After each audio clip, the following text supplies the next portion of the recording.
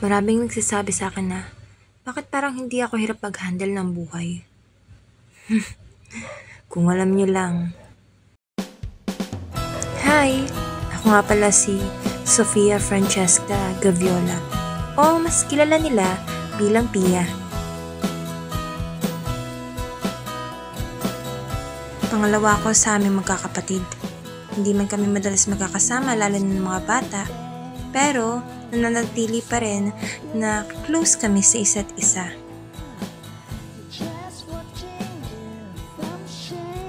At dahil nga lumaki ako sa lolo't lola ko, kasama ang mga tita ko, ako na naging bunso sa pamilya namin. Kaya sobra kami magko-close at naging ate ko na nga sila, at hindi ko rin sila naituring ng mga tita dahil sobra sila mag-alaga sa akin. Kaya nga, hanggang lumaki, kami pa rin yung magkakasama.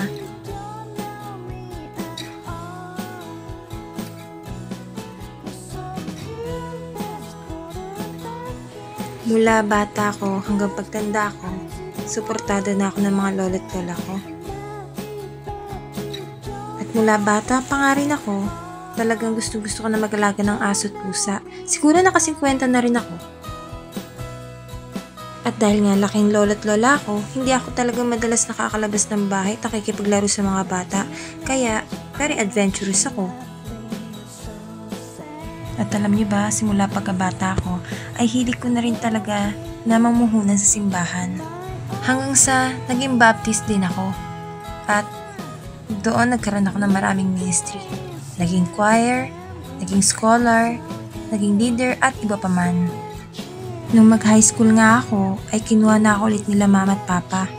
At sila pala ay parehong guro. Si papa ay isang teacher at professor. Si mama naman ay isang teacher ng elementary. At nung mag-high school nga ako, ay ang dami kong gustong salihan na contest. At isa na nga dun ay ang pagpapageant. Sumunod naman na chapter ng buhay namin ay kaming tatlong magkakapatid ay nadagdagan ng isa.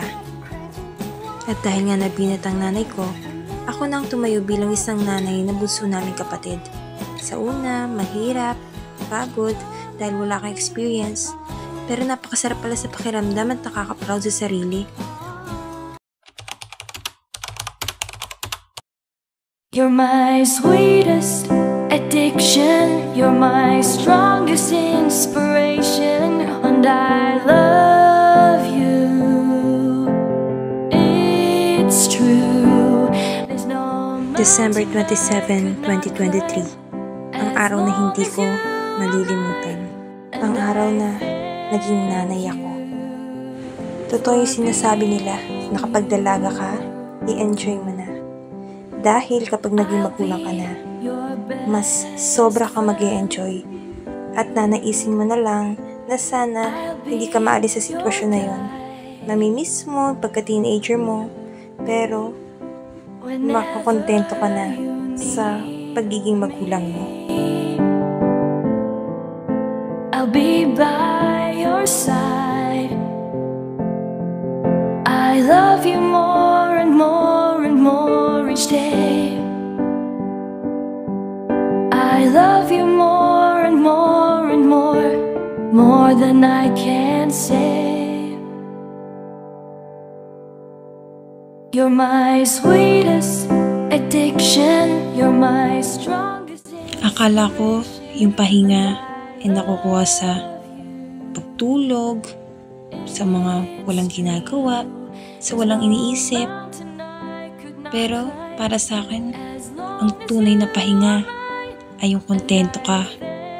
At alam mong nandyan yung mga taong patuloy na nagmamahal sa'yo. Kaya nagpapasalamat ako sa Panginoon dahil binigyan niya ako ng isang pahinga.